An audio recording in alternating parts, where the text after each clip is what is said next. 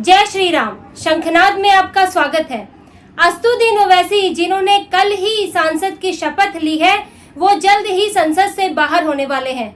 उनकी सदस्यता जल्द ही खत्म होने वाली है। वो अयोग्य करार दिए जाने वाले हैं क्योंकि अस्तुदीन ओवैसी ने संसद के अंदर ही भारत का अपमान किया है और दूसरे देश का गुणगान किया है। अस्तुदीन ओवैसी ने अपने सांसद होने की मर्यादाओं का उल्लंघन करते हुए एक ऐसा काम कर दिया है जो किसी सांसद से उम्मीद नहीं होती है, और वो तो बैरिस्टर है जिन्हें कानून की जानकारी है। फिर भी उन्होंने अपने ही देश को नीचा दिखाया और दूसरे देश को सम्मान दिया, उसके लिए निष्ठा दिखाई। अस्तुदीन ओवैसी ने कल संसद में शपथ लेते हुए जय फलस्तीन का नारा दिया। उन्होंने जय भारत जय हिंद नहीं कहा, बल्कि जय फलस्तीन कहा। एक दूसरा देश, एक दूसरा मुस्लिम देश। आप खुद सुनिए। जय मीम, जय तेलंगाना, जय फलस्तीन, तकबीर, अल्लाहु अकबर। अस्तुदीन ओवैसी ने शपथ लेने के बाद जय भीम, जय मीम, जय फलस्तीन कहा। जय भीम जय मीम तक तो ठीक था, लेकिन फलस्तीन कहां से आ गया? उनका कहना है कि मैंने तो हाशी पर मौजूद लोगों की बात की, इसमें गलत क्या है? मैं फलस्तीन से तो हम स्वीकार करते हैं, भारत सरकार फलस्तीन को स्वीकार करती है, तो वो तो मानने को राजी नहीं है कि गलत क्या है। लेकिन बाकी लोग अंधे नहीं हैं, तो कानून उनके अलावा दूसरों को भी पता है। अस्तुदीन ओवैसी ने जो कहा है वो पूरी तरह से कानूनी तौर पर गलत है, नैतिक तौर पर तो गलत है ही, लेकिन बकायदा उन्होंने कानून का उल्लंघन किया है। और आप जब सुनेंगे सांसद की शपथ के लिए क्या कहा जाता है, वो क्या लाइनें होती हैं कि हम भारत की प्रभुता और अखंडता को अक्षुण्ण रखेंगे, भारत के संविधान का सम्मान करेंगे, पालन करेंगे। हर लाइन में भारत शब्द का इस्तेमाल है क्योंकि वो भारत की संसद है और आप भारत के लोगों के जनप्रतिनिधि हैं। लेकिन आप वहां दूसरे देश का नाम लाते हैं और कानून के मुताबिक ये गलत है। अस्तुदीन ओवैसी ने संविधान की धारा 102(4) का साफ साफ उल्लंघन किया है। संविधान की धारा 102 सांसदों की अयोग्यता पर बात करती है, उसके नियम बताती है।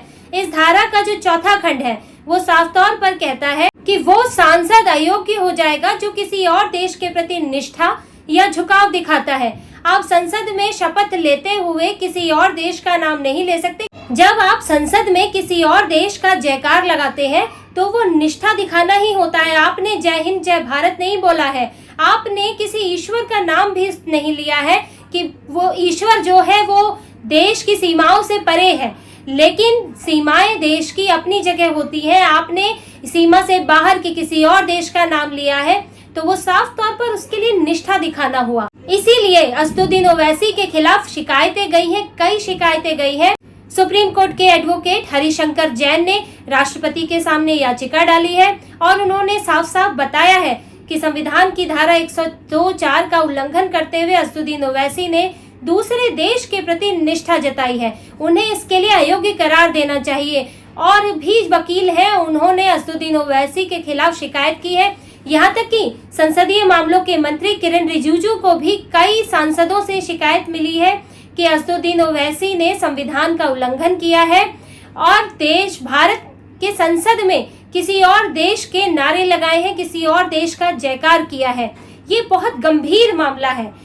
ये मीडिया में, सोशल मीडिया पर उठ जाता है, लोग पक्ष विपक्ष में तर्क देते हैं, तो इतना लोगों को लगता नहीं है कि एक नारे पर कुछ बड़ी चीज हो सकती है, लेकिन ऐसा नहीं है क्योंकि इसका जिक्र संविधान में है। इसके लिए एक धारा बनाई गई है और वो बनी ही इसलिए है कि सांसद अपनी जिम्मेदारियों का उल्लंघन ना करे, क्योंकि वो जनप्रतिनिधि है, वो देश की आवाज को संसद में पहुंचाने वाले हैं। उनका एक एक शब्द मायने रखता है। अगर भारत की संसद में एक सांसद किसी और देश का जयकार लगाएगा तो उससे भारत की संप्रभुता पर सवाल उठेगा, भारत की अखंडता पर सवाल उठेगा। ये महज लगेगा कि यहाँ भारत के अंदर ही कुछ लोग हैं जो उसके लिए निष्ठा नहीं रखते, जो उसके लिए सम्मान नहीं रखते, वो दूसरे देशों के प्रति प्यार रखते हैं। ये सेंध लगाने का दूसरों को मौका देना है, ये दूसरों को सवाल उठाने का मौका देना है कि भारत के लोग भारत के लिए प्यार नहीं रखते। और अस्तुदीन ओवैसी ने वही किया है और इसकी जांच होगी। अब तो संसद सत्र में आज लोकसभा स्पीकर का चुनाव हुआ, ओम बिरला जो है स्पीकर बन गए हैं। अब आगे की कार्यवाही होगी, राष्ट्रपति भी इस पर विचार करेंगी। इसके अलावा संसद में संसदीय मंत्री के सामने ये मामला आया है, इसको उठाया जाएगा। तुरंत इन पर एकदम से कोई पुलिस कार्रवाई नहीं होती है, लेकिन इस पर जांच होती है। इसमें देखा जाएगा कि असदुद्दीन ओवैसी ने क्या कहा है, कानून क्या कहता है, संविधान क्या कहता है, और उसके मुताबिक फैसला लिया जाएगा। क्योंकि शिकायत आई है, शिकायतों को ऐसे ही नजरअंदाज नहीं किया जा सकता, और लोग भी हैं जो इस पर नजर रख रहे हैं। असदुद्दीन ओवैसी को ऐसे बख्शा नहीं जाएगा, और बख्शना चाहिए भी नहीं, क्योंकि आज किसी ने जय फिलिस्तीन बोला है तो कल को आके कोई जय पाकिस्तान भी बोल जाएगा। पाकिस्तान जिंदाबाद के नारे तो हमारे देश में वैसे ही लगते हैं जगह जगह, क्या पता कल को कोई संसद में भी बोल दे।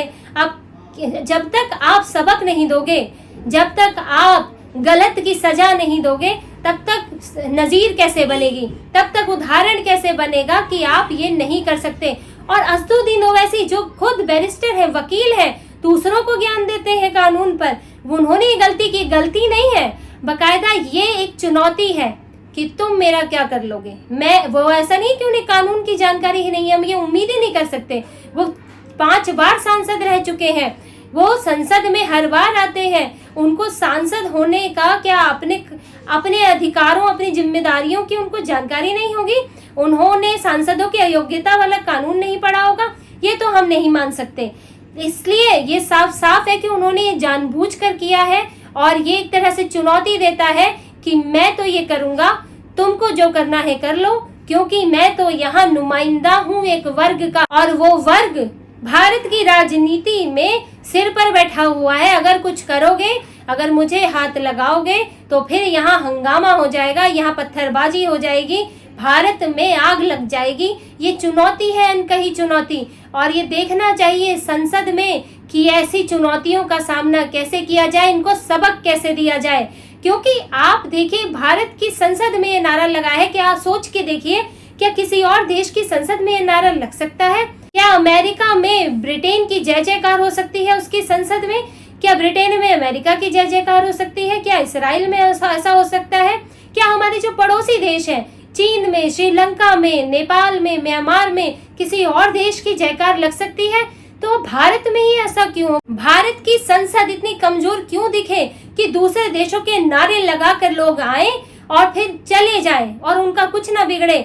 ऐसा तो होना ही नहीं चाहिए, और ऐसा होगा भी नहीं।